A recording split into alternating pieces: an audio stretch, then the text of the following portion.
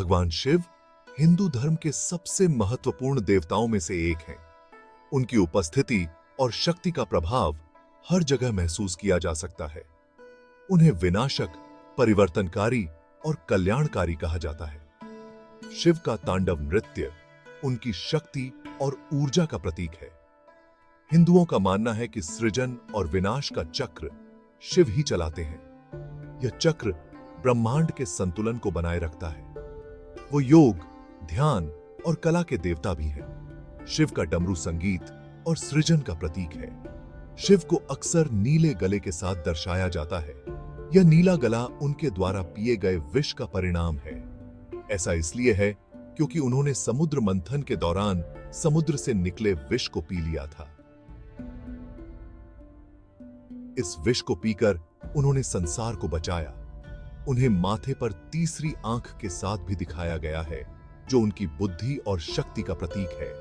यह तीसरी आंख सत्य और न्याय का प्रतीक है। शिव एक जटिल और आकर्षक देवता हैं। उनके विभिन्न रूप और गुण उन्हें अद्वितीय बनाते हैं। वह भयानक और दयालु, विनाशकारी और रचनात्मक दोनों हैं। उनकी यह द्वैतता उन्हें और भी रहस्यमय बनाती है। वह एक याद दिलाते हैं कि जीवन मृत्यु और पुनर्जन्म का चक्र है। यह चक्र निरंतर चलता रहता है। शिव की कहानियां रोमांच, प्रेम और ज्ञान से भरी हैं। उनकी पत्नी पार्वती के साथ उनकी कहानियां विशेष रूप से प्रसिद्ध हैं। वे हमें संतुलन, वैराग्य और सत्य की खोज के महत्व के बारे में सिखाते हैं। शिव का जीवन हमें सिखाता है कि कैसे हम अपने जीवन में संतुलन और शांति पा सकते हैं। समुद्र मंथन की कहानी हिंदू पौराणिक कथाओं में सबसे प्रसिद्ध कहानियों में से एक है। यह कहानी देवताओं और राक्षसों के बीच के संघर्ष और सहयोग की अद्भुत गाथा है। यह कहानी बताती है कि कैसे देवताओं और राक्षसों ने अमरता के अमृत को प्राप्त करने के लिए ब्रह्मांडीय सागर का मंथन किया। इस मंथन के दौरान कई अद्भुत और रहस्यमय वस्तुएं समुद्र से निकली। देवता और असुर हमेशा युद्ध में रहते थे। उनके बीच की शत्रुता ने उन्हें एक दूसरे के खिलाफ खड़ा कर दिया था, लेकिन अमृत की प्राप्ति के लिए उन्हें एक साथ आना पड़ा। विष्णु, पालनहार, ने सुझाव दिया कि वे समुद्र मंथन करने और अमृत प्राप्त करने के लिए मिलकर काम करें। यह योजना देवताओं और राक्षसों दोनों के लिए लाभकारी थी। मेरु पर्वत का उपयोग मथानी दंड के रूप में किया गया था और नागों के राजा वासुकी रस्सी बन गए। देवताओं और राक्षसों ने मिलकर वासुकी को खींचना शुरू किया। मंथन शुरू हुआ, लेकिन जल्द ही मेरु पर्वत डूबने लगा। यह एक बड़ी समस्या थी, क्योंकि पर्वत के बिना मंथन संभव नहीं था। तब विष्णु ने एक विशाल कछुए का रूप धारण किया और पर्वत को अपनी पीठ पर उठा लिया। इस प्रकार मंथन फिर से शुरू हो सका। मंथन जारी रहा और समुद्र से कई खजाने निकले। इनमें से कुछ खजाने थे कामधेनु, कल्प वृक्ष और लक्ष्मी। अंततः अमृत भी समुद्र से निकला, जिसे देवताओं ने प्राप्त किया। जैसे जैसे मंथन चलता रहा, समुद्र से हलाहल नामक एक घातक विष निकला। इस जहर ने पूरी सृष्टि को नष्ट करने की धमकी दी। देवता और राक्षस भयभीत थे। शिव ने असीम करुणा के साथ जहर को पीने का फैसला किया। उन्होंने जहर को अपने गले में रख लिया, जो उसकी शक्ति के कारण नीला हो गया। यही कारण है कि शिव को नीलकंठ भी कहा जाता है, नीले गले वाला। शिव के बलिदान ने ब्रह्मांड को विनाश से बचा लिया।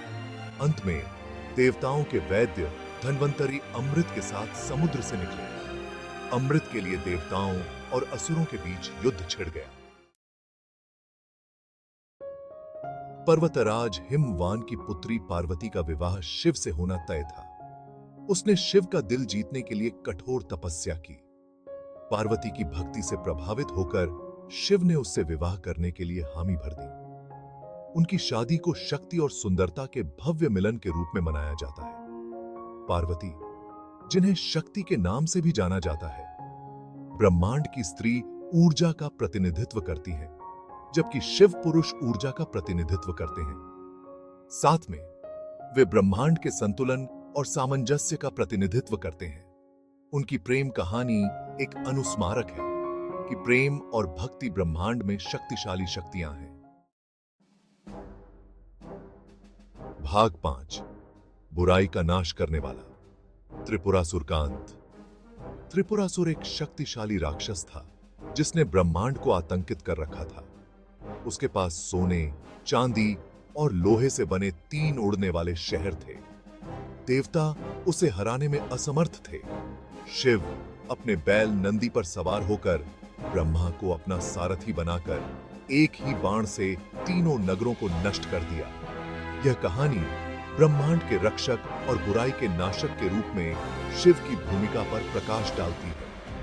त्रिपुरासुर पर शिव की जीत हमें सिखाती है कि बुराई पर अच्छाई की हमेशा जीत होती है। यह हमें याद दिलाता है कि विपत्ति के समय हमें आशा नहीं छोड़नी चाहिए। भाग 6, गंगा का अवतरण। मोक्ष की एक कहानी।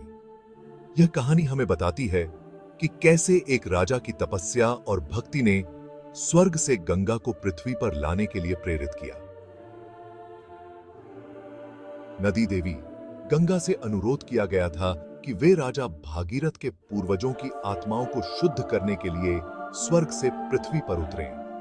भागीरथ की तपस्या और उनकी अटूट श्रद्धा ने गंगा को पृथ्वी पर आने के लिए प्रेरित किया। हालांकि उसके शक्तिशाली अवतरण ने पृथ्वी को नष्ट कर दिया होगा। गंगा की प्रचंड धारा इतनी शक्तिशाली थी कि वह पृथ्वी को तहस नहस कर सकती थी। शिव ने गंगा को अपने जटाओं से होकर बहने देकर उनके गिरने को रोकने के लिए सहमति व्यक्त की। शिव ने अपनी जटाओं में गंगा को समाहित कर लिया ताकि उसकी प्रचंड धारा को नियंत्रित किया जा सके। करुणा के इस कार्य ने नदी के प्रवाह को शांत कर दिया और उसे पृथ्वी पर धीरे धीरे बहने दिया। शिव की इस करुणा ने गंगा को एक शांत और पवित्र नदी में बदल दिया। यह कहानी शिव की करुणा और प्रकृति के संतुलन को बनाए रखने में उनकी भूमिका को दर्शाती है। शिव ने न केवल गंगा को नियंत्रित किया, बल्कि उन्होंने प्रकृति के संतुलन को भी बनाए रखा।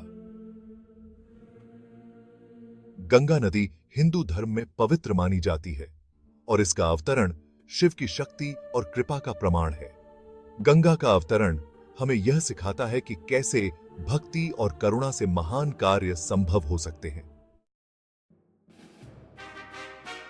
भाग 7, शिव के प्रतीक, त्रिशूल, डमरू और बहुत कुछ। शिव का संबंध कई प्रतीकों से है जो उनके व्यक्तित्व और शक्तियों के विभिन्न पहलुओं का प्रतिनिधित्व करते हैं। उनका त्रिशूल, जिसे त्रिशूल कहा जाता है, सृजन, संरक्षण और विनाश के 3 मूलभूत गुणों का प्रतिनिधित्व करता है। डमरू, एक छोटा ड्रम, सृजन की लय और ब्रह्मांड में ऊर्जा के प्रवाह का प्रतीक है। उनके गले में लिपटा सर्प जीवन और मृत्यु के चक्र का प्रतिनिधित्व करता है। उनकी जटाएं, जहां से गंगा बहती है, आध्यात्मिक शक्ति और ज्ञान का प्रतिनिधित्व करती हैं। उनके माथे पर अमावस्या का चांद समय पर उनके नियंत्रण का प्रतीक है। भाग 8, परमात्मा की पूजा, अनुष्ठान और भक्ति। शिव की पूजा विभिन्न रूपों में और विविध अनुष्ठानों द्वारा की जाती है। भक्त उन्हें जल, दूध, फल और फूल अर्पित करते हैं। उनके मंत्रों का जाप, जैसे शक्तिशाली AUM नमः शिवाय, शांति और मुक्ति प्रदान करता है, ऐसा माना जाता है। शिवलिंग, शिव का एक अमूर्त प्रतिनिधित्व मंदिरों और घरों में पूजा जाता है। महाशिवरात्रि शिव को समर्पित एक त्योहार बहुत ही श्रद्धा और उत्साह के साथ मनाया जाता है। शिव के भक्तों का मानना है कि सच्ची भक्ति उनकी शिक्षाओं को समझने और करुणा, वैराग्य और आत्म साक्षात्कार के उनके गुणों को आत्मसात करने में है। भाग 9, स्थायी विरासत, शिव का प्रभाव। शिव की कहानियों और प्रतीकवाद का भारतीय संस्कृति और आध्यात्मिकता पर गहरा प्रभाव पड़ा है। वह प्रेरणा के स्रोत हैं। जो हमें अपने भीतर के प्रकाश और अंधेरे दोनों को अपनाने की याद दिलाते हैं। शिव हमें भौतिक संसार की नश्वरता और आंतरिक शांति की तलाश के महत्व के बारे में सिखाते हैं। उनकी कहानियां हमें साहस और अनुग्रह के साथ चुनौतियों से उबरने के लिए प्रेरित करती हैं। शिव की विरासत दुनिया भर में लाखों लोगों के साथ गूंजती रहती है, जो हमें सृजन और विनाश के शाश्वत नृत्य और उद्देश्य और अर्थ से भरे जीवन जीने के महत्व की याद दिलाती है।